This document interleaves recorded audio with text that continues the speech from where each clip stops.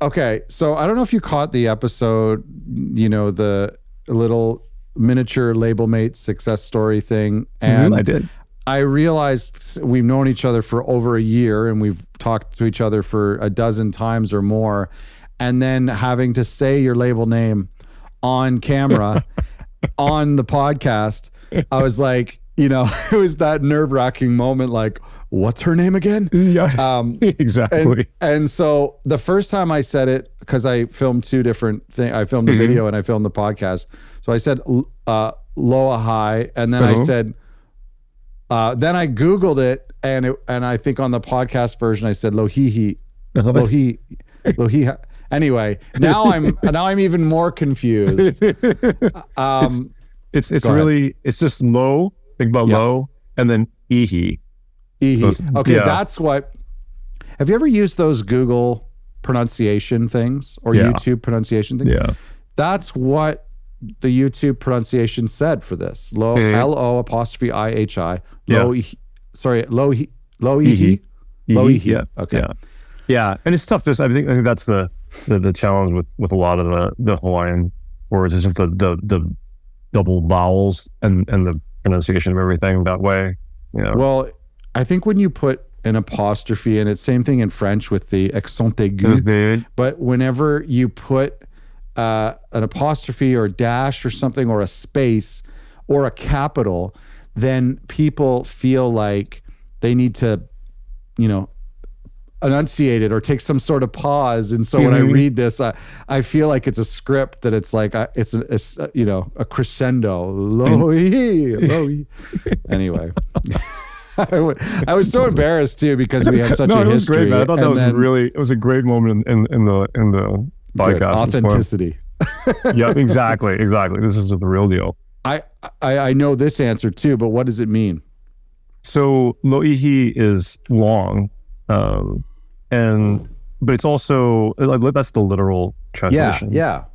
But it actually it was originally we were thinking about names for the label and kind of where we're coming from is this Hawaiian avant-garde stuff. So we're looking at sort of progressive music that's sort of new to the scene here, and start thinking about there's an island off the southern coast of the biggest island of Hawaii, which is coming out. It hasn't actually broken the surface of the ocean yet.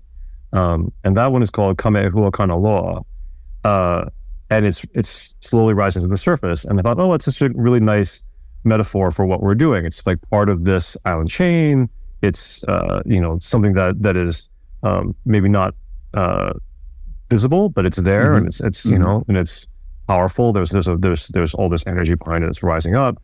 And I thought no one on the continent is going to be able to pronounce Kamehuakana Loa as a record label name. Turns out they can't pronounce anything. No, and it's going to be so damn long, printing it out every single time and having to write it and all the things. I'm sure the .com is available, though. I'm sure it is. Kamehuakana Loa Records. Anybody wants it, I'm sure it's out there. But I just, and I just thought, you know what, that's just too much. Yeah.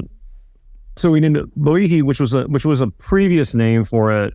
It was like sort of this other name. Kamehuakana Loa is a more proper place name, like in Hawaiian. But so the other one was kind of more of a name that was added to it. And but as the project developed, it started to move away from that idea. I mean, the reason why I kind of got into this label in the first place.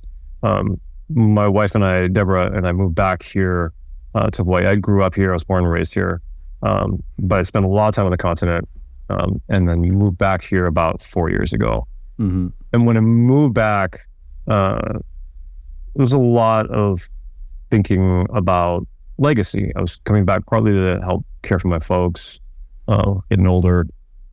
And, just kind of thinking about rethinking what my relationship to music and to this industry is. And so and I'd actually spent some time away from the business for a while. So kind of coming back into it, I was thinking, what one of my, like, I was feeling the pull, but it was sort of what does this mean? Like what's to your point, I think you've mentioned many times, like what's my why, and the why for me was, I did a lot of thinking about it, and it was this idea of legacy, and so in thinking of that,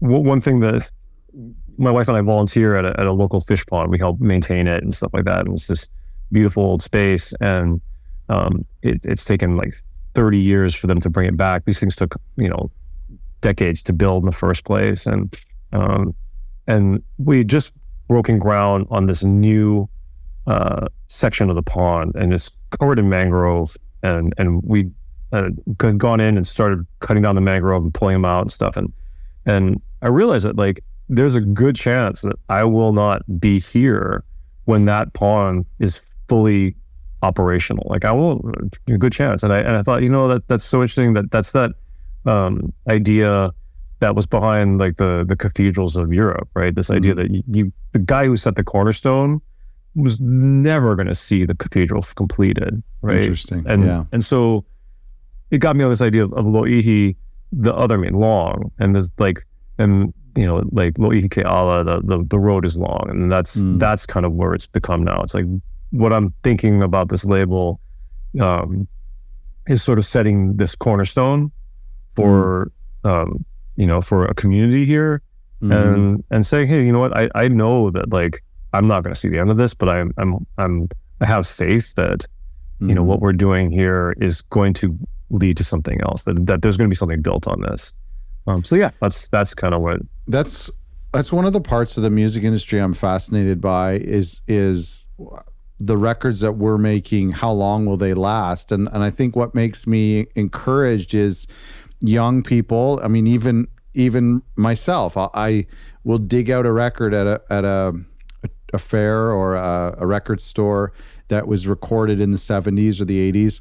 There's a good chance that half or some or most or all of the personnel have passed away. You know what I mean? If they're in their 30s or 40s, and it's possible they're not here, even the engineers, the mix engineers, the label owners, whatever. And for me to take that record home, spin it, feel a connection to it. I think as an artist, a label owner, when we're making these things, especially now that we're out of the box and into vinyl, back into vinyl and physical, there is like I think a hope that they will stick around for a long time, and be enjoyed by future generations. I think you're totally right. I mean, I think that's, and I think that's part of the reason why when I went into this, that idea of, like, going the route of doing vinyl, to kind of, to your point, make these sort of artifacts, right? That will be there in some way. And I think it is different to embody music in that way. Your interaction with it is different, right? I mean, you go home, you put it on the platter, you sit back and you move the needle, the whole thing, and there's no sort of jumping around with it. And I think there's something really that changes the experience. It changes the relationship to it. I think you hear it differently in some ways. I mean, obviously. I don't know if it's my bias for vinyl or if it's because it's so big, it's so arduous, it's so impractical. But I have a absolutely visceral connection to cassettes. So I love cassettes for the history, for me personally. CDs, I have a somewhat of a weird relationship with them, but there is something about vinyl, and I don't have a history with vinyl, but there's something about vinyl that makes it seem like it's more likely to stick around for generations. Perhaps because it's come back around, so it was a dominant medium, and now it's being made again, and devices are being made again. So maybe it's proven that, hey, look at these records have already lasted 50 years. So there's a good chance they'll last another 50 years. Maybe. I don't know. I think it's also that feeling. So I think it's also that feeling that, like, it's not true, but I think there's that feeling of, like, if I put a record on like something that Quincy Jones produced or something like that.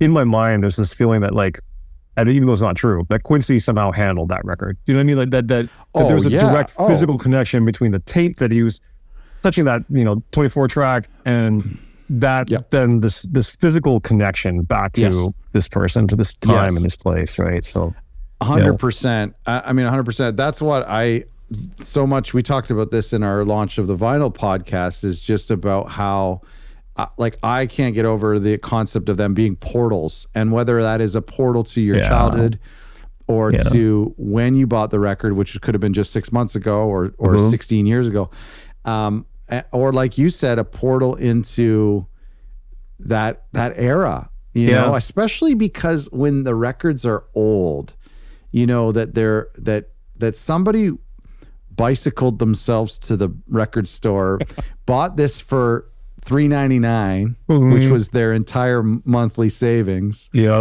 And then brought it home and was like, what the hell is this? This isn't what the band is supposed to sound like. And then, 50 years later, it's an iconic album. That to me is what's, I feel like I'm buying, Yeah. I'm with you. When did you, talk a little bit more about the connection to the islands and the realization that this label needed to be limited to indigenous Hawaiian artists or indigenous themes. And I'm putting words into your mouth, but I'm assuming that you have these parameters that are pretty strict. Yeah, I think so one thing is we're not limiting ourselves to indigenous. Okay. And partly I'm not indigenous. I'm in Hawaii, if you're born here, you're called Kama'aina. Kama'aina is like you're literally a child of the land, and the land is defined kind of as like the thing that sustains you, that feeds you. So as a Kama'aina, I kind of wanted to kind of take that perspective a little bit, but I was thinking a little bit more about the idea of something that's endemic as opposed to indigenous. So it's something that occurs here and nowhere else, right? I see. It doesn't necessarily mean that it's native to the place specifically or in origin, but so you're saying that's a hard no for white Canadian dudes to get on your label? Actually, I've had what do I got to do? I've had this idea that also this idea that maybe there's a way to kind of make this where it's like, if you as a white Canadian dude were to come over and hang out and let the Aina work on you, and then make something here in response to the space. I don't think that would necessarily be off base. But who's going to want to go to Hawaii to make records? That doesn't sound very it's kind of so I feel like there's entry points into this. Okay. But thinking about that sort of endemic nature of things, and kind of, I guess the when I was growing up here, I was interested in weird music, and I grew up at a time like pre-internet times. I can date myself, but pre-internet times, and it was just I was that kid right into the record store with my $3.99 and buying an album. And my dad was a musician. He was a jazz trumpet player, and he had a buddy who owned a music store, and they would get these magazines, Music and Sound Output and stuff like that. These like magazines from like Europe and stuff, and he would just give them to me. When I went hanging out with my dad, and there were all these like super progressive, weird stuff coming out of Europe in like in the 80s, and I was just fascinated with this stuff, and I couldn't find it. Like so much of it I couldn't find here. So when I did find it, I was just like, oh my God, it's amazing. I just, spend money on that stuff. And then I'd start reading about stuff that was, happening in New York and all the weird, like Glenn Branca stuff and the, Elliot Sharp, all these weirdo guys. And I got really into that stuff and sought it out and tried to find records and, tried to find tapes and stuff. But it was so not. It was, and it spoke to my existence here in some weird way. Like it was reaching me in some way, like that made sense. I would listen to it like looking out at the water, and it was like, oh, this makes sense. I get it, you know? Yeah. And I'm sure it's not what they intended, but it made sense to me, and it was working its way into me. At what age? This is probably like, 13. Oh my gosh. 14. Just listen to weird, but it was just like, it's just this great thing that my dad's buddy did for me. It was really cool. Just turned me into a giant weirdo. It's sort of like, and when I went to music school and New Conservatory in Boston after high school, and went there and was doing stuff, and I'd studied classical music here and things, and this is okay. I'm going to divert a little bit, but when we came back, we went to the museum here, the Honolulu Museum of Art, and they had a solo show by a local artist, and it was great. I mean, it's this great show, and I really enjoyed it. And I told my wife, I said, it's so weird. Like, I don't think I'd ever seen a solo show by a local artist when I was growing up. Like, it was, if I ever saw a local artist in a show at the major museum in Honolulu, it was always as part of a group show, And I said, the messaging to me as a kid was, if you want to be a serious artist, you have to go to the continent. If you stay here, it's going to be a hobby, because you're just going to be in group shows. Be like, it's not. You're not. It's a hobby. It's a great thing that you do on the side. But if you really want to be a serious artist, you got to leave. And that's sort of similar. That we have that in Canada too. That you have to tour the States if you want to be a serious artist. Yeah. And I think that's not untrue to a certain degree. You do have to, and I think it's good to go. To go get those experiences, to go get that, to find, to search for the things that you can't find in the place that you're at. But it felt like it was one of those things that, like, it moved me in a way to see this, because I thought, man, if I was 13, 14 again and coming to see this show at Homa, what would I have thought? Like, what would the message have been? And I thought, well, what would the musical equivalent of that be? And it was like, well, if there was like some label putting out weirdo stuff in Hawaii in 1986, I mean, I would have been stoked, and I would have been, and it doesn't necessarily mean I would have stayed. It doesn't, but it would have made me, it would give me a different relationship to the place, right? Yeah, I see. And so that was part of it. Was like, I know there's this community here. I know that these people, that these sounds are here. That there are artists here trying to incorporate these sounds, contemporary sounds or avant-garde sounds, into their work. Yeah. And it's a struggle to sort of find a home for that. And so it was kind of like, let's see if we can figure that out, and at least start to create a community around this, and say, hey, look, here's one of our own doing it. Doing something that's really different. And it's not, and also Hawaii, so much of there's a large part of things that are devoted to the tourist industry here. And so a lot of art ends up being performative for visitors, as opposed to being made for ourselves, right? Interesting. And in fact, like, actually, one of the arts councils has been taken under the tourism board. So it's like, which really says everything. It's like, that's how it's seen on a governmental level here. It's like, arts is in service of tourism industry. It's it's there to entertain, and that's cool. There's a place for that, absolutely. But my personal thing is, like, I think there's a lot of other interesting things going on here that people don't get to hear. And yet like if you go to like an art gallery in Waikiki, you're going to get a lot of pictures of coconut trees and turtles, like a lot of coconut trees and turtles. And there's nothing wrong with coconut trees and turtles. I love turtles. Honu are amazing. I love turtles, but I don't need to see more pictures of coconut trees and turtles. Like, that's okay. Sunsets, whatever. I mean, that's not all that Hawaii is. And so to kind of go back to your original question, it was to say, like, I'd like to see I'd like to put out something that's showing a different side, you know? Yeah, no, that's great. Here's a side question for a second. You said your dad was a jazz trumpet player. Did he have recordings?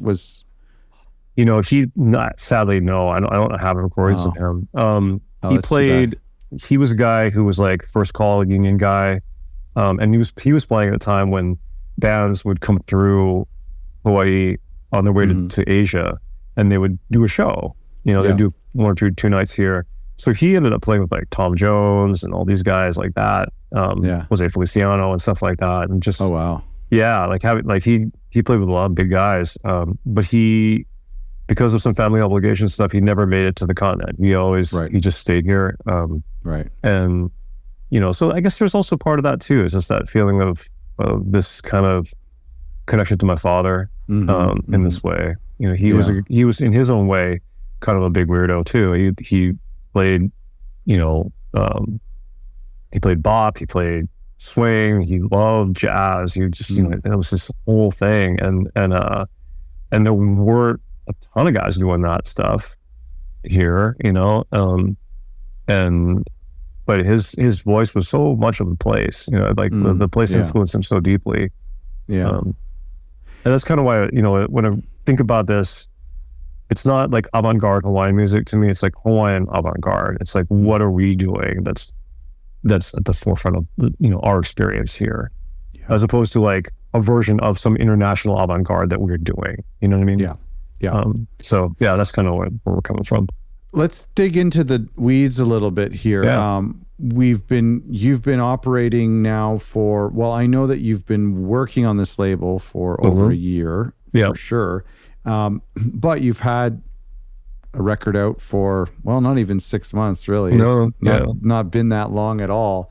What have you found to be the biggest challenge after this kind of building and launching period? I mean, it's been 1 year since we did Label Mates and since we first met. Can you share with us, like, what was something that you found to be an obstacle really challenging getting this label off the ground? There were so many things. So many things. Oh God. Okay, just pick five. Okay. Well, I mean, I will say, I think actually the launching, for me anyway, for me personally, the launching was fun. I mean, I enjoyed that process. It was great. The struggle for me has been on the flip side of that, on the post-release side. That is to me where I think the work lies, and where, I mean, it's not like there's not work on the front end. You got to build these things and stuff like that. But I'm a person who likes starting. I like starting. Starting is fun. I enjoy that. That's what an entrepreneur is. Yeah, you like those things, right? So I like starting, and I can get super fired up about it.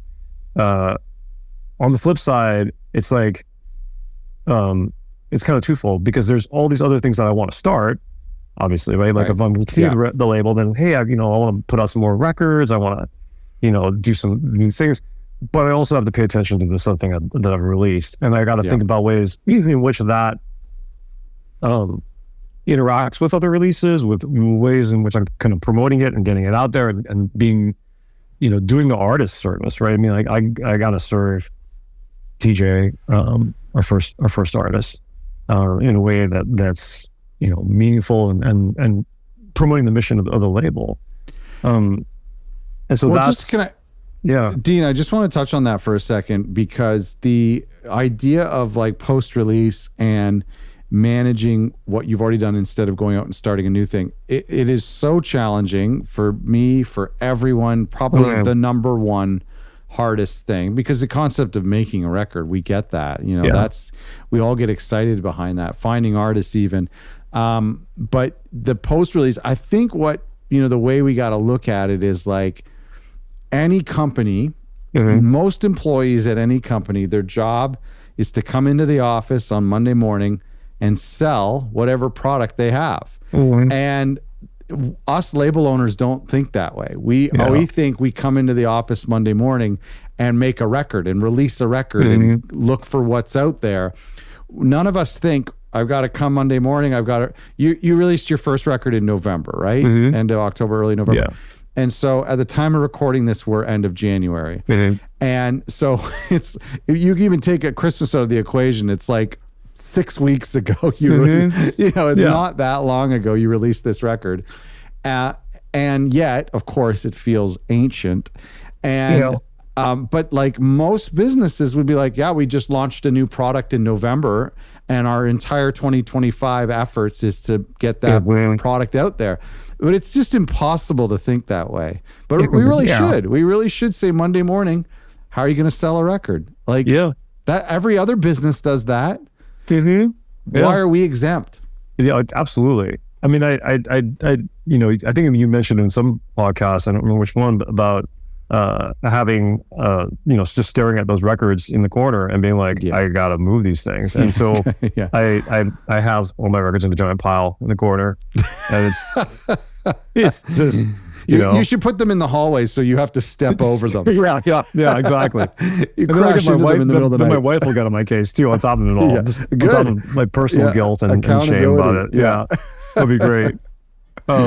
Yeah, man. I think you're right. I mean, I keep I think part of it is that with the pre-release stuff, there's a roadmap, right? There's a checklist. You can create a pretty good checklist of the things that you need to do, the time you need to do them by, all those kinds of things are pretty straightforward, and relatively easy to organize. And you got to do X to get Y, right? Like in the pre-release side of things. Yeah. I keep looking for on other record labels for the free like post-release checklist. Do I not have one? Do you have one? I don't know if you have one. You know what? I'll put a note. I think like that would be cool, man. I mean, like, maybe I haven't found it. I know that I've done an episode on post-release. A post-release checklist. That's a great idea.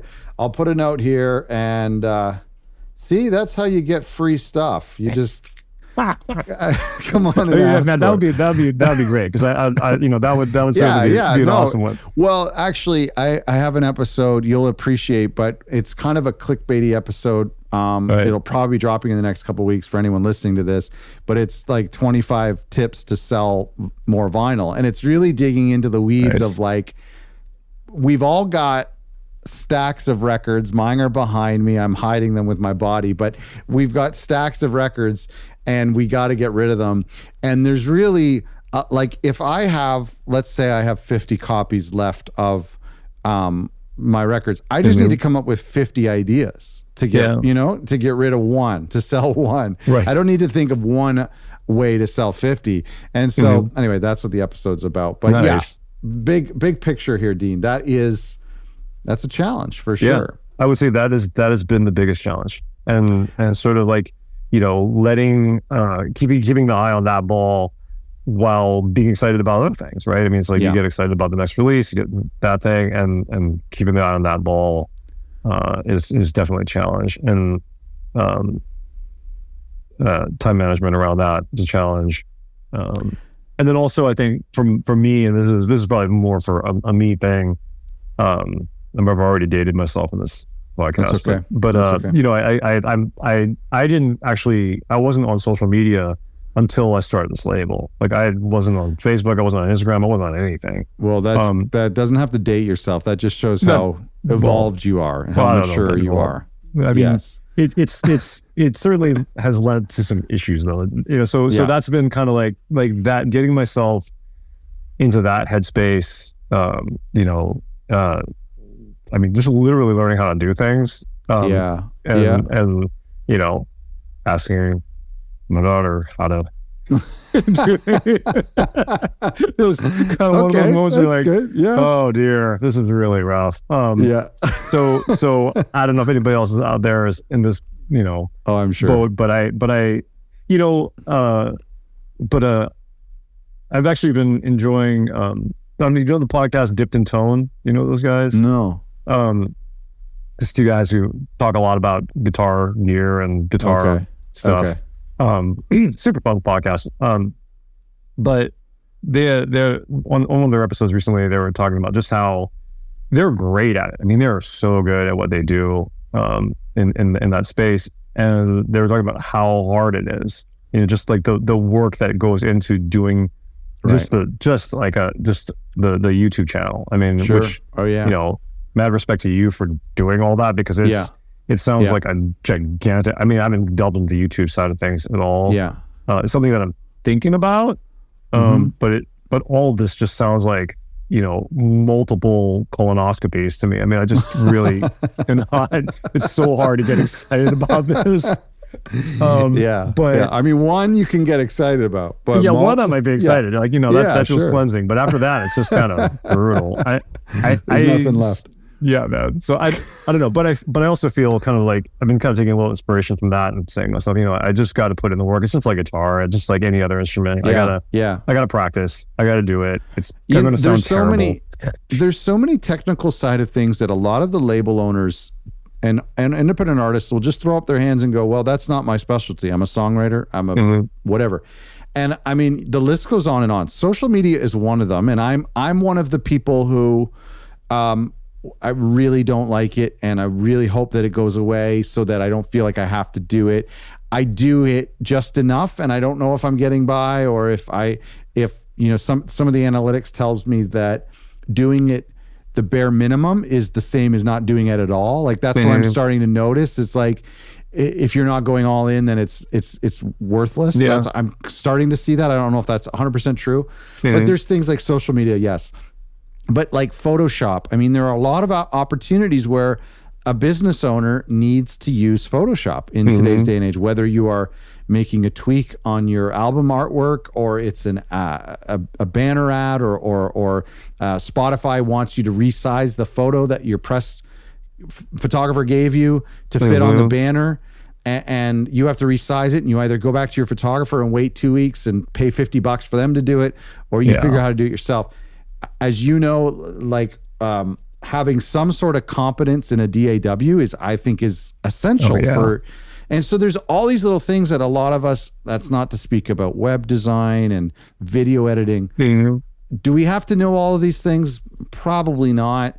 Are there people out there who know a lot of these things and are successful? Yes. But it's hard, but like maybe the answer is actually learning these things and doing it. There really is no roadmap for this, especially in today's day and age. No, I think you're right. I mean, it's really, the acquisition of those skills, I think as a one person shop is, that's right. You know, it's really, you kind of gotta roll up your sleeves and just kind of get in there. And you know, I know that there's posts that I put up and I've just been like, oh man, that's just, but what are you gonna do? I mean, like, you know, better to do something. I know I said that the analytics said not to, but it's a good exercise for you, even if it's reaching no one. 100%. Yeah. I mean, it's just like, you know, I mean, we know from performing, right? It's like you can, if you don't do it, you're just not, you're gonna suck sometimes. You're gonna go out there and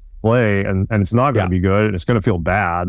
But if you're not doing it, you're just not. You're not going to get there, right? And music, performing, you're right. Songwriting. You finish the song even though you know it's crap. Yeah. Right? Yeah. Get it out of your system. Get that and play for somebody, even though you know it's crap, right? It's right. Like, let somebody hear it, even though you know it's crap. Because you know, you're not going to. I feel like I can't. Yeah. Like if I am going to learn from any of this, I got to put it out there and have it. You know, take a chance. It's going to suck. I'm curious. You said that the release, the launch, and now I think we're talking about, when we say launch, are we talking about the label or the album or both? It was both, actually, kind of both. I mean, I started sort of launching the label ahead of that, just, you know, kind of teasing out the album and that sort of thing. My question though is just, you said it, you enjoyed that process. It was the post that was challenging. I was just curious, because I know that you had been, I don't know, I personally don't know how far back you've been dreaming about this label, but I know that you've been doing very serious legwork since Label Mates in January of 2024, and then you launched in November, and you already have 2 releases. So I was just curious if it was anticlimactic in any way, if the launch was like it's the starting line, right? But it felt like it should have been a parade for the label for all the work you had put in. I was just curious if you felt that way in any way. Yes. Yeah, absolutely, man. Yeah. I think that was definitely, I mean, it was wonderful. It was super fun and it felt great in the moment, but definitely like the week after was just kind of like, okay, and launch day, sold a bunch of records, had a launch party, sold a bunch of records, did, all that kind of stuff. And that all felt awesome, Yeah. And then you kind of, to your point, then like, you take off the party suit, you put on the business suit, and you sit back down at your desk on Monday morning, and it's like, I got this stack of records back there, and it's like, now I got put on a different thing and just get back to this other work, which is kind of like... The wedding's over, now you're married. Wedding's over, yeah. I mean, it's just, I gotta, clean the bathtub. Walk the dog, time to walk the dog. I just, it's cool, I guess. I mean, like, I think it was definitely, I feel like, in some ways, I think that's, I didn't find it discouraging though. I didn't find it discouraging in the way like, wow, that was it. That's it. I mean, it was more like, I want to feel that again. Okay. Like, I don't know when I'm going to feel that again, but I do want to feel that again. And I want to figure out how to get there. And, and then, for TJ's release, for Standing Above the Clouds, I feel, like there are, some milestones I'd like to hit with that. And so I think that's kind of maybe I need to, part of the work is trying to figure out what those are going to be like. What's the celebration? What's my point of being like, oh, hey, like I hit that measurable result. I know that we did this. I mean, the release of an album is such an easy measurable result. It's like, well, there it is in a physical form. You got it, right? Thinking about what the highlight measurable results at this point are going to be, like, is it going to be when I sell X number of records? Is it going to be when we get so many plays? And what's it going to be, right? Like getting on the radio was amazing. That's been super cool. And getting, going after more stations and going after more of that kind of thing. I think those are going to be really interesting. But we're also trying to do events to support this stuff too, just to kind of keep things in the physical world, as well. I think that's kind of important. Well, I want to ask you about the in a second. I want to ask you about the listening party you did, because I think it's an incredible thing. But just going back to this post-release checklist that you're forcing me to make for free, this concept of a measurable result is very, very interesting because, like you said, it is so tangible. Release date, and the artist knows what to expect. The fans know what to expect. Midnight, the album's available to download and to purchase, and it comes in the mail.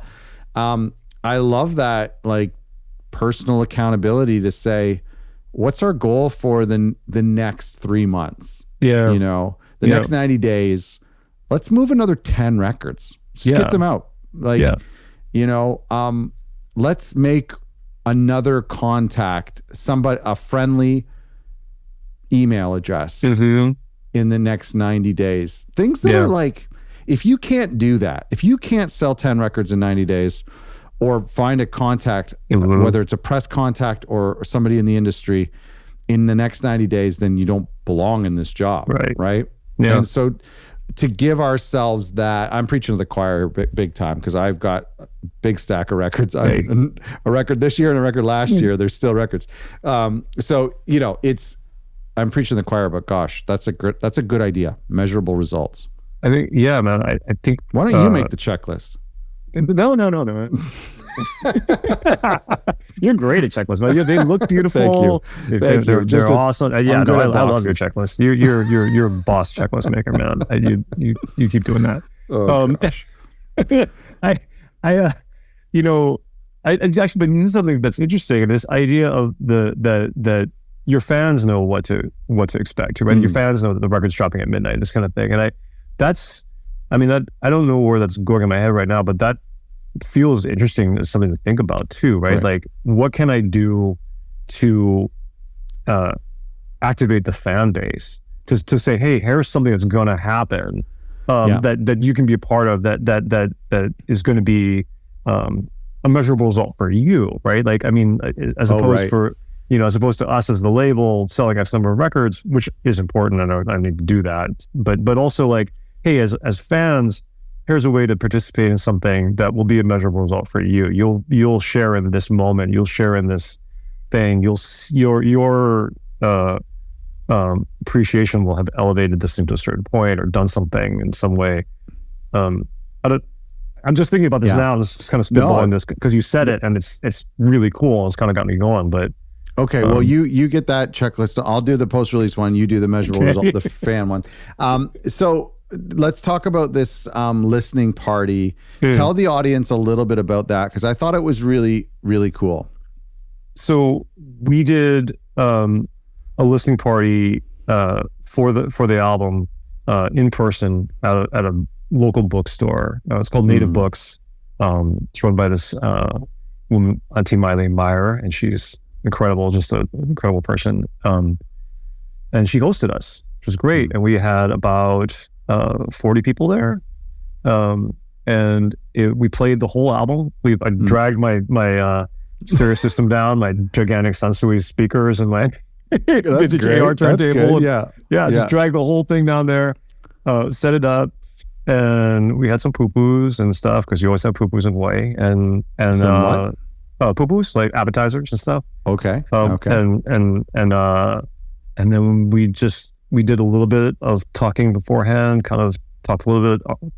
Artist was there, TJ was there, and she spoke a bit about the work. And then we played the whole album, side A, side B, and it was an amazing experience. I mean, just... Okay. I have 100 questions for you about this, and I'm speaking on behalf of our audience who is curious and wants to do the same thing. And so I want to ask you a bunch of questions. I might interrupt you, so that person who wrote on the review that I interrupt my guests too much, I'm going to interrupt you in this section, because I have a lot I want to ask you about this. Go for it. Okay.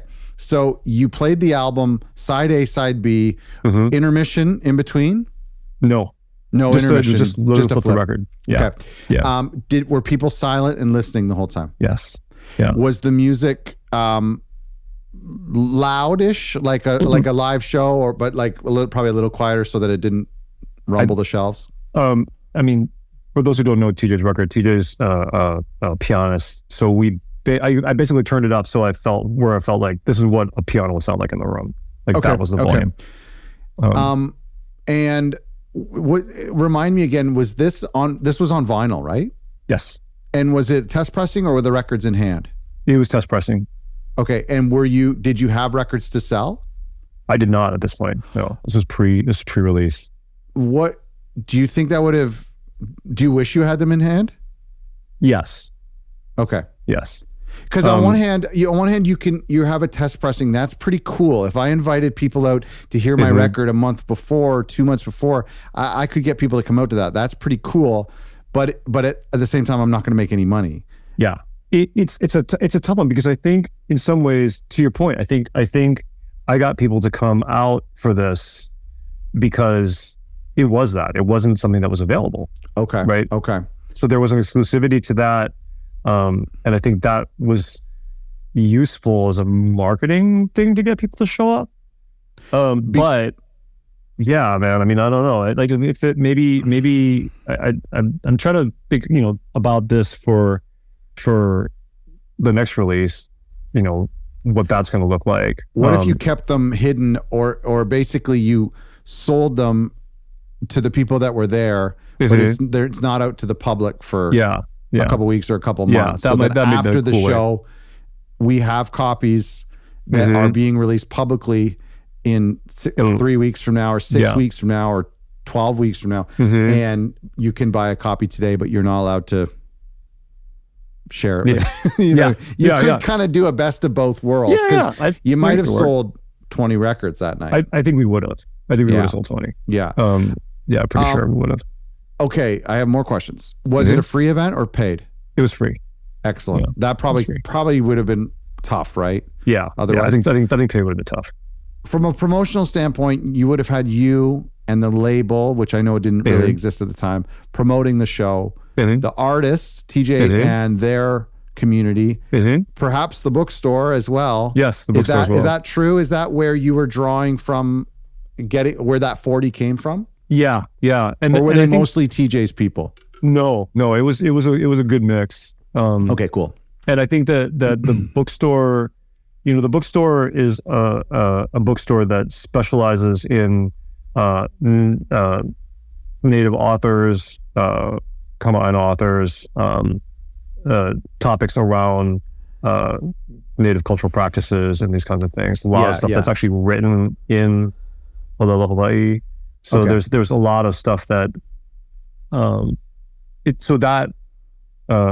was such a good fit for us. It was such a and TJ's album is score for a documentary about Mauna Kea. So there's all these sorts of ways that these things tied together. So it was a good promo for them as well. I mean, they don't need a promo from us, but it made sense for them to do it, right? And the audience was, I think, there were so many different ways for the audience to check into this. Very true. More detailed question. It's, by the way, it's a beautiful album. Like, it's the album that would have. Were you doing like wine and cheese at all, or like? We did some wine. Yeah, we had wine. We had a local baker, who's like around the corner from the bookstore. Do some. Was any of this paid, or was it all free? It was paid. Okay. But they were very kind in their pricing for us. Did you have to pay for the bookstore, or was that no? That was given to us. Yeah. 2 more questions, Dean, and because I think a lot of people could steal this idea, and I love this idea. They steal it. Yeah. Do you think that 2 questions? I'll let you answer them at the same time. Do you think that this worked so well because of the style of music? Would this be harder to do for a rock album or a punk album? And my second question is, will this be easier or harder to do, or will it be the exact same to continue to do on a regular basis? Or was this a one-off thing that if you did too many of them, people would stop coming? So the first question, I think my gut says yes, it would be harder for a rock band. I mean, like, because this is pianist, this is classical, it's beautiful music. I think, and rock music isn't beautiful. It could work for other genres. Like, weirdly, like I could imagine like some black metal record working like this. If it was like, or some prog rock record, if it was like if the material's like encompassing and it's a world, you've built a world. Yeah. No, I get that. I get that. Yep. I think it could work, right? Like if you're inviting people to come into a world and sit there for for like 30 or 40 minutes, like that's kind of cool. Like a world. Yeah. Right. Yeah. But if it's like a bunch of like 3 minute, 2.5 minute, just a bunch of songs. I don't think that's the same. That's right. It's an album experience. If you've put together an album that needs to be heard front to back, an album, I see it. Yeah. So I think there's a certain amount of world building there, and I think that's kind of and sort of like, so that kind of ties into the second question, which is like, I don't think I could do the same. I don't think that the listening party that I do for the next album is going to be at the same bookstore, because I don't think it's the right world for it. It's not like the world building would not be as complete, right? So I'm actually thinking about a couple other places. There's this guy who does like hi-fi repair, and he's got this little room with this amazing system, and it might even be a little smaller, the group. But just trying to think of like, again, sort of that like, how do I build the world that people are going to want to come to, and it's like, hey, this is it's a listening party, but we're doing it here now, and this is, the music is about this, and this is kind of the way we're kind of approaching this. So I kind of feel like I think it is sustainable, but I think it's I think it's kind of thinking about more that way as opposed to thinking about like, oh, I'm just throwing another listening party, another listening party, another listening party at the same place, doing the same thing. The idea of like creating a setting and it would be very interesting, depending on the genre or whatever genre, really, if you rented out a garage, like a repair garage, and set up seats, and you experience this album in there, or if it was an emptied out restaurant, that late at night, or like something that it's very adds to the world building, whether it's you're being ironic, you're being funny, or you're just inviting people into a space. I even think like, a church would be interesting, and a punk album at a church could be, there's different things that you could really explore locally. That I think so. Yeah. I think like looking into what's available and not limiting yourself to performance spaces per se. That's right. Especially ones really, that would charge you the same like a club, as a big ticket event. Yeah. I don't think you need to go that route. I mean, there's TJ performed a few months ago with this lap steel player, Johnny Lamb, was amazing. And they did this ambient set in a plant store that has like a little cafe in it. And it was great. Cool. It was like such a great environment. It's like all these plants, and they had the lights down nice, and it was just it was cool. It made total sense that they created this world, and and it was again a win-win for everybody in that situation. It's like and I think that thinking about how you would cross promote with your other local businesses and stuff like that to figure out ways to make things happen. It's about building community, right? It's interesting. I could ask you more questions about it, but I won't, because we have to move on. I don't care about that. We're running out of time. I can't afford to pay you for another hour. One of my favorite things about your label is the consistency in your first two releases from an aesthetic standpoint. Although I don't know if you're having this problem, but I love these two records. I swear to you, I listen to them multiple times a week, probably first thing in the morning or last thing in the daytime. Thanks. It's like and they're short records too, actually. Especially TJ's record is actually quite short. So from a listening party, I would feel less worried about forcing my friends to sit down for an hour and a half for a double album. But it is a very beautiful listening experience. You're an idiot if you don't enjoy, if you can't get something out of this moment. But anyway,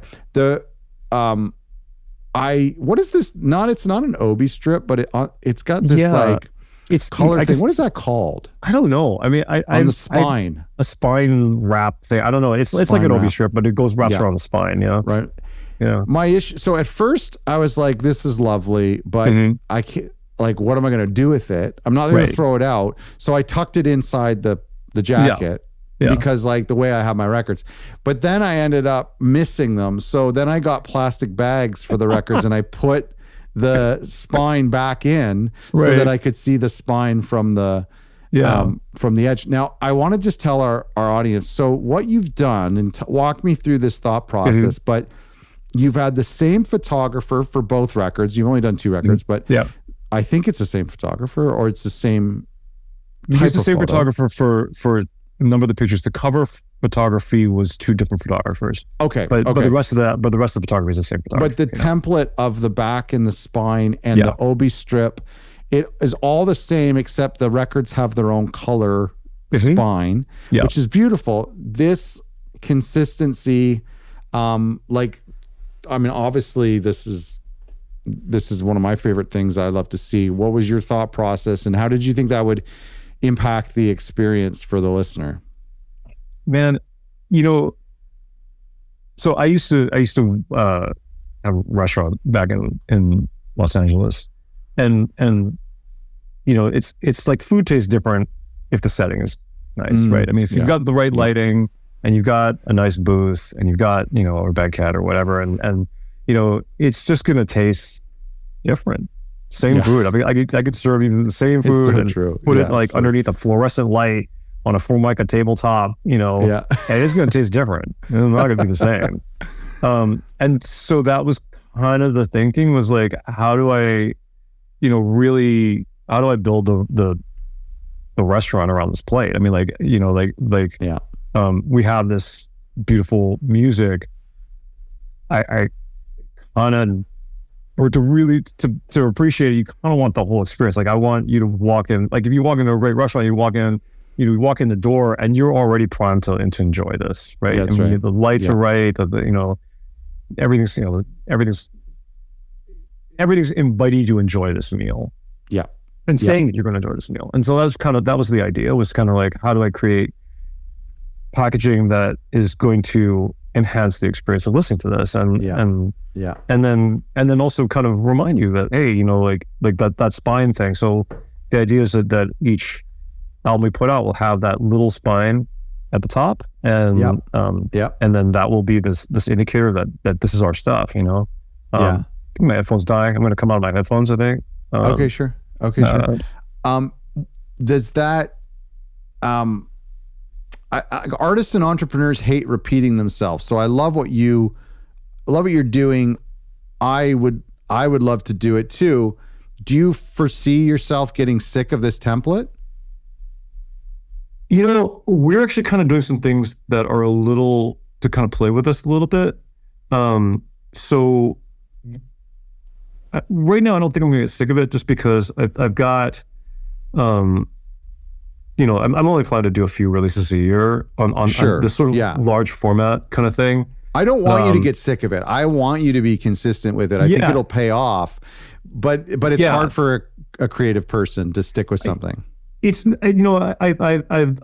ECM records. I loved the design sense of like Windham Hill stuff. That consistency always spoke to me, and I always thought that was just really beautiful. And they did a great job with that, and it made me want to buy their records. Right? It's like every time I saw a Windham Hill record or an ECM record, I'd be like, oh, that must be good because it looks the same as the other one. Yeah. Right? Yeah.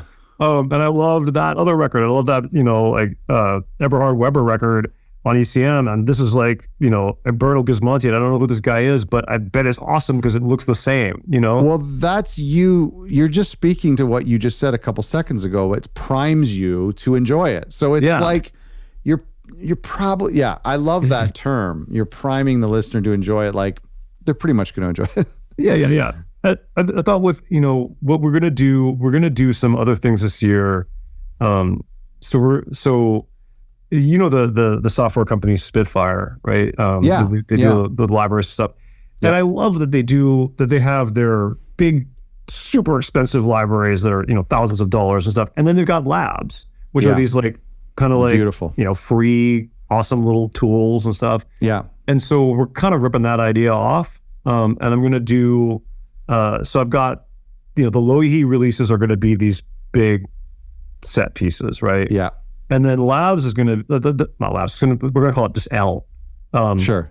L period. And they're going to be like sort of quick hits. And we were actually just in the studio yesterday working on a different project, but I had some extra time at this. We were going to have a little bit of dead time. So I invited a few guys to come down, and we just tracked a bunch of ambient improv. And it was super fun, and it was great, and it was quick, and it was really easy. And we're going to just like quickly mix that. I'm not going to go crazy editing it. I'm not going to do a whole bunch of stuff. I'm just going to release it as its own little thing. I'm going to have it's going to have its own design sense to it. That's not going to be as extravagant as these other things. It's going to be just this super clean little thing. It's like, boom, here's a weirdo single ambient thing. And we're going to try to do that like every couple months. So I'll try to do at least 6 of those this year. That's amazing. And folks at home, listen to that, because I mean, what you're doing is, first of all, you're being prolific, you're releasing more music, but you're doing it in such a way that allows you to kind of keep the main thing that keeps to be able to stay consistent, but still trying something new.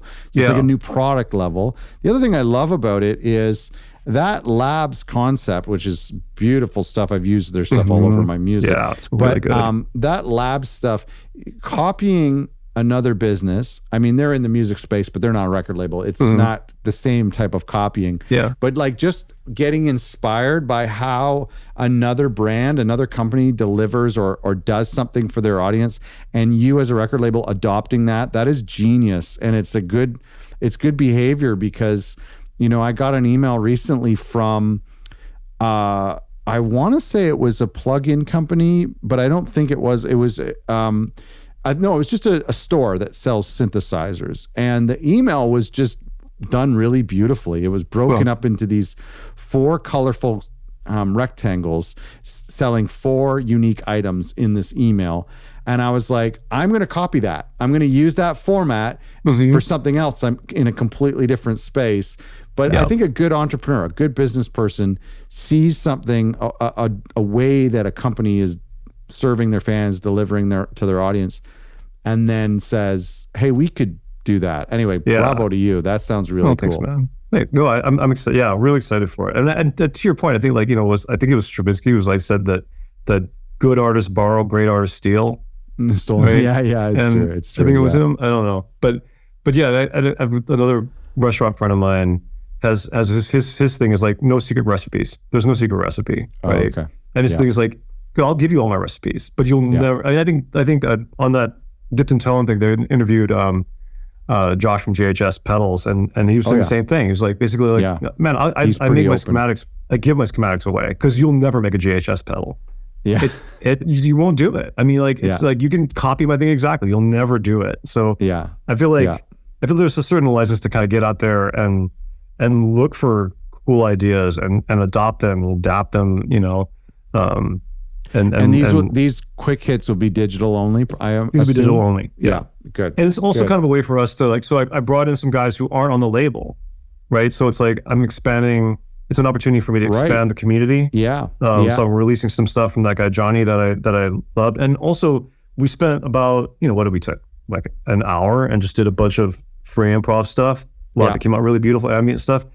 Now I've got like an hour's worth of material that I can just cut and paste and release for the rest of the year. I mean, it took me nothing to do, Yeah. But it's all cool. It's beautiful stuff, and it was piggybacked onto a larger project. So, and I think like the fact that you've got these big records that are coming out, and if you do 4 a year, that's awesome. I mean, even that is ambitious and expensive and difficult. It's expensive. It's expensive. I think it might be 3 this year, but well, that's fine. But to be able to still stay in touch with your audience through these like little improvised quick hits, I mean, that's better than just putting up stupid social media stuff, all year that's long. The thing, right? It's like I hate social media so much. Well, just do what you're good at. You're good at making music, then. Yeah. Can try to do that. I mean, Dean, we could talk for hours, and we do talk for hours. I love what you're doing, and I said this on that special Label Mates episode, but it's so true. Is like when we first met in Label Mates last year, and hearing what you wanted to do, having a group of people who have this idea, and I don't know how many of those guys who have, we know a few who have come through and made a product and stuff. But to see these 2 records, and there was something special about 2 of them, because it was you really doubling down and committing to this idea that, and the record that I got, the second record, is not even released yet. And so to be like, this record is out and then the next one is coming out. It was just such a magical moment to be like, I remember when this was just an idea. Yeah. And it really, that's got to be huge encouragement for a lot of people who are listening, who could see those records. It's just so exciting. Thanks, and man. You've done it so well. Thank you. I mean, all credit to you as well, man. I mean, like that Label Mates was huge help. I mean, the stuff that, our conversations have been enormously helpful as well. And I think, if we go back to one thing, it's just that question of the why. I think that is a big thing.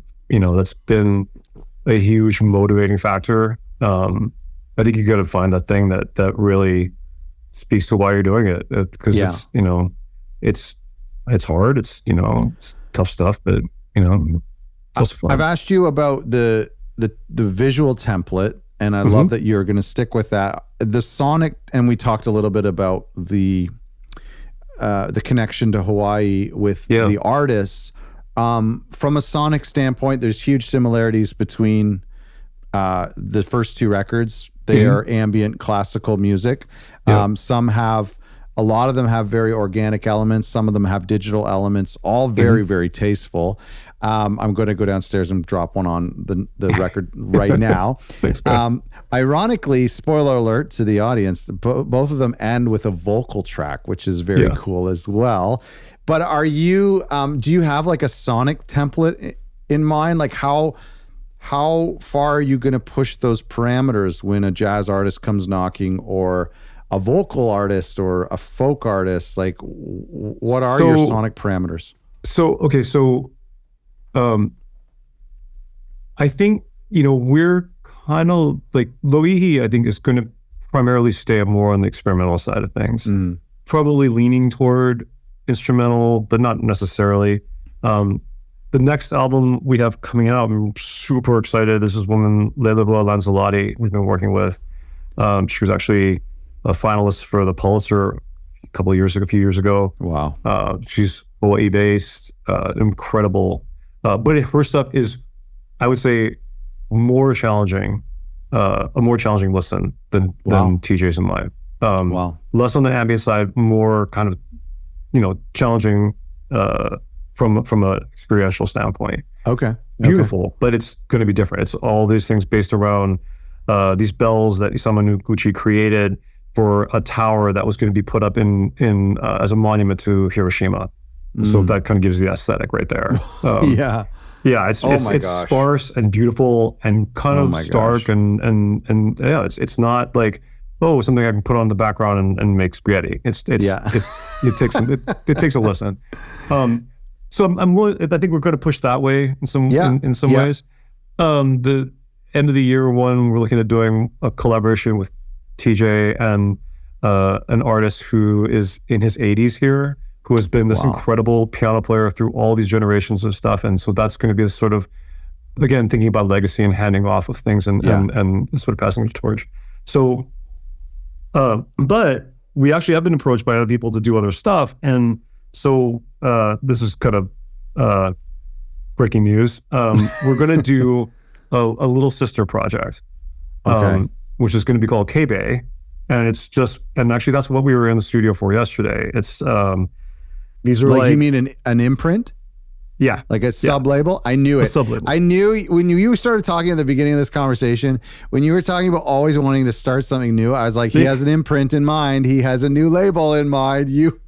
I do. And one album, 6 weeks later, I have a new record label. This one's going to be like, so this one basically is like, it's going to be just singles. It's going to be like, so we're doing the what we're doing now, I think is kind of the template for it. And it's basically this woman, Kayu Kanehailua, and we're doing these two songs for her. They are kind of in I would say like a sort of mix of classic and neo soul styles. Horns, everything we did all live cool. in studio. Oh, amazing. So it was super fun. And kind of harkening back to that stacked bolt kind of thing, But we're gonna kind of play with that. One of the songs is all in Hawaiian and Aloha Hawaii. So it's beautiful. I think they're both love songs. We're gonna just do quick hit singles, digital single release on Valentine's Day. And are they connected to it? So how is it connected to the main label? So TJ is playing keyboards on it, playing Rhodes, which is beautiful. It's completely stepping aside, so it's super fun.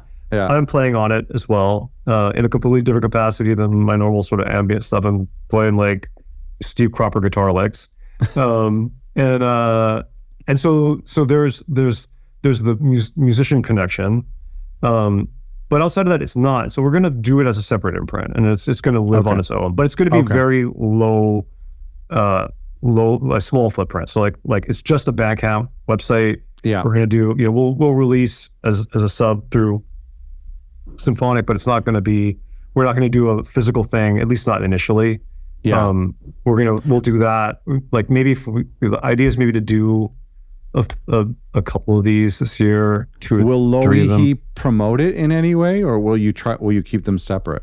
I'm gonna I think we're gonna do a little cross promotion, but very light. It'll be like maybe it'll live in like our stories and maybe like a little thing. Yeah. Some photos from the session or something like that with the artists on Loihi, kind of that thing, going at that way. That's very cool.